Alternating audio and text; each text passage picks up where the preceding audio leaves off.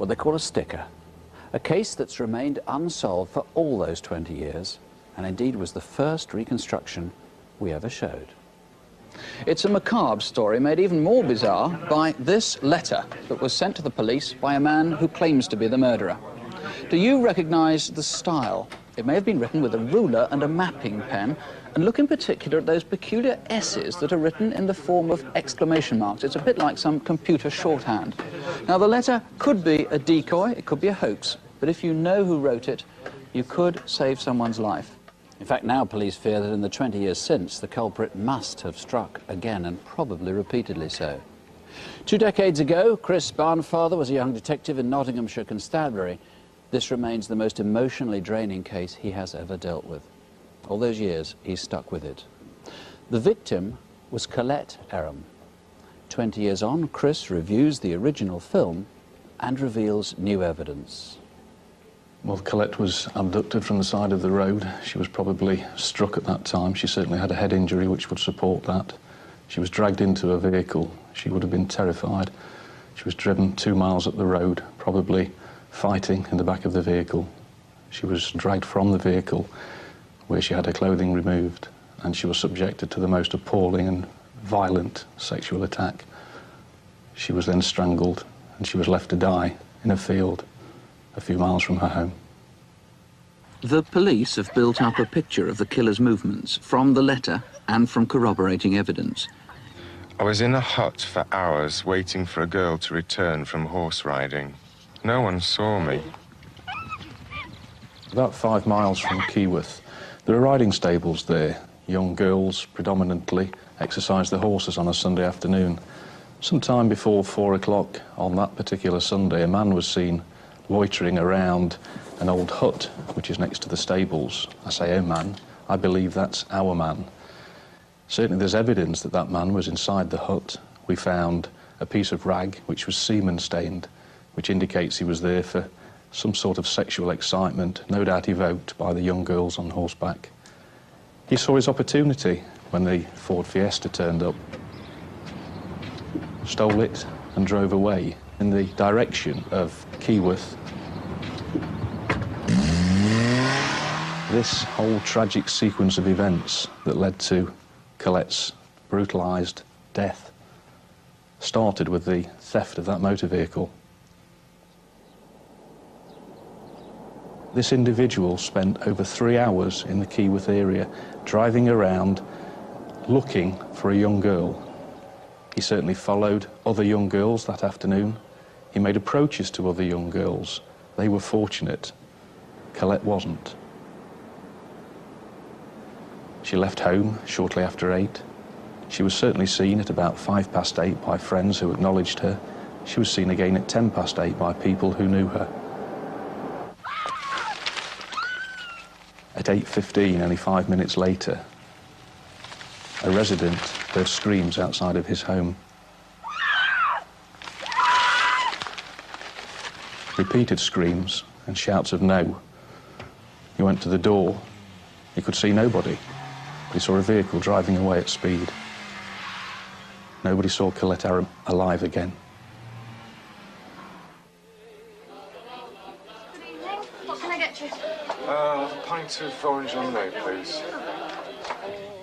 The Generous Britain's a small village pub about 5 miles from Keyworth. It doesn't entertain many passing customers, mostly local. He engaged in conversation with the landlady. That conversation tended to indicate he had some knowledge of the area. The landlady actually noticed while serving him that on the back of his right hand he had blood, quite visible blood stains in the creases of his hand. He appeared to have noticed that she noticed and was bothered by that. Where's the toilet? Oh, just back there. When Colette was found to be missing, there was an extensive search conducted throughout the village by members of her immediate family and her boyfriend's family. That continued throughout the night, obviously with police assistance. At about 9:20 the following morning, police officers were called to a field on the outskirts of Keyworth, off Thirlby Lane, where a body of a young female had been found. Unfortunately, the grandfather and the brother of Colette saw officers attending and actually followed them onto the field area, and there they were to see the horrifying sight of Colette lying naked and brutalised in that field. A fact that the police have never released before, because we always like to hold a little bit back, is the fact that Colette had an item of clothing actually tied to her wrist. It wasn't an item that had been used in any way to restrain her or to incapacitate her. It was tied there almost as a sign to whoever found her.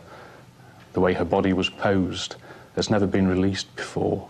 She wasn't left with any dignity. She was left in a position which could only horrify anybody who stumbled across her body. The resting of her clothing had been thrown into a culvert, but an item of jewellery was missing, almost as if the offender had taken a trophy and had left his victim in a field displayed for all. That was all 21 years ago. This is Colette's mother, Jackie Kirkby. 21 years, but presumably hasn't got any easier. No, it hasn't. I don't think it ever does, and I think any mother would tell you the same thing. It's 21 years in October, and I remember it as if it was yesterday. You know, I go out and I see girls that Colette was at school with. They've got young children. I would probably be the same now, be a grandmother to children that Colette would possibly have had. It's very, very difficult. It's something that you never ever come to terms with. And the one person I think that really has suffered in all of this is my son. He actually saw Colette in that field, and I always remember him saying to me, "Mum, you didn't see the way she was lying there. I did." And he'll never forget that. He'll take that to his grave with him. And things like this, you never get over it. Well, it's just terrible, and I would never wish this on anyone. And Chris, the frightening thing is, this isn't just an old case. This could be happening to other people. Perhaps not murder, but you think this man is a serial offender? It's almost inevitable, I think, Nick, that this individual will have sexually assaulted before he killed Colette, and probably sexually assaulted since. Now, we've got partial DNA, so if people have got any suspicions about somebody, you can easily eliminate. You've also got an EFIT, but you're very concerned that people shouldn't take this too literally, because there have been a lot of conflicting descriptions of the man. Absolutely. Witnesses gave different descriptions at the time, and although it's maybe a backcloth for viewers to actually focus on, I'd actually ask them to try and connect maybe that image with, was this individual in the Keyworth area at the time, living there, maybe visiting there, maybe working there? He obviously knew it, and the one thing that we do know is pretty accurate is the hair. He had sort of thick, curly black hair, was it, or dark hair anyway. All the witnesses were very united on that issue.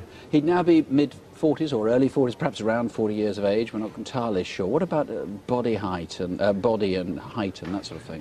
Probably 5'10" muscular build. So maybe putting on a bit of weight now. And as you say, he must have had local connections. He must have got there somewhere, somehow, if he didn't have his own car. And this fetish for stalking girls. Now, this is a behaviour he presumably exhibited at other stages and has exhibited since. I would suspect so, yes. He clearly had followed a number of young girls around in the Keyworth area on that night before he actually found Colette. So there'll be perhaps police officers elsewhere in the country, prison officers, psychiatric social workers, psychiatrists and so forth, people who may see somebody, and I may have seen them recently, with a similar method of operation. Yes, I believe this man may well have gone through the prison system at some point in time subsequent to Colette's killing, and I would appeal to those professionals to come forward to us tonight. The taunting with the letter. One wonders if he might be watching Crimewatch and might ring you tonight, might ring you. I would invite him to phone me. You'd invite him. I should make the point, incidentally, that no calls to Crimewatch, we always say this publicly, no calls to Crimewatch are ever traced. So if he does ring, you can't trace him, no, but you still want him to call. We don't record them either, incidentally. It's an opportunity to speak to him and maybe to understand why this occurred. Jackie, having lived with this for 21 years, what would you say to anybody who, they're not sure it's somebody, but they've just got their faintest suspicion? They think, well, I can't ring on the faintest of suspicions.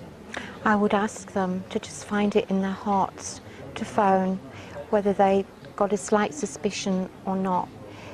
Maybe then we can put behind us, well, we won't put behind us because we never will, but at least we might get to know the reasons why and get to know with satisfaction that he's behind bars and he's not going to be in a position to do this again. Well, you can talk openly if you call us here, or if you prefer, you can talk in confidence to any of the detectives. And there are BBC staff here too, gathered here in the studio, or you can call the local incident room on 011 59 672 954. As we've been saying, he's almost certainly reoffended over the past 20 years. Please, let's catch him now.